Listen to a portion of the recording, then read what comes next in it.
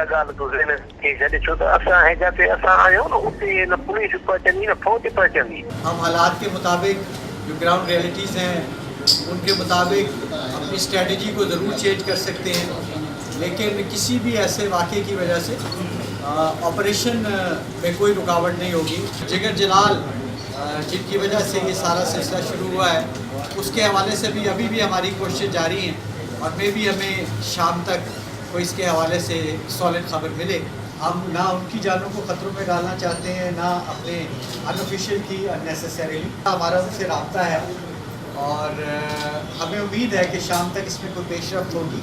हम तब तक इंतज़ार करेंगे और अपनी तरफ से कोई ऑफेंसिव नहीं करेंगे, हम वेट करेंगे। उन्होंने हमें कोई कमिटमेंट दी है, अगर वो उस पर पूरा उतरते हैं तो ठीक है, लेकिन उनकी बाजियाबी के बाद, उनकी वापसी के बाद जो इस इंसिडेंट के ज़िम्मेदार हैं उनको हम ज़रूर गिरफ़्तार करेंगे और उसके लिए हमारी कोशिशें इन फनकारों की रिकवरी के बाद जारी रहेंगी। अगर वो खुद सरेंडर कर देते हैं तो फिर हम ताकत का इस्तेमाल नहीं करेंगे।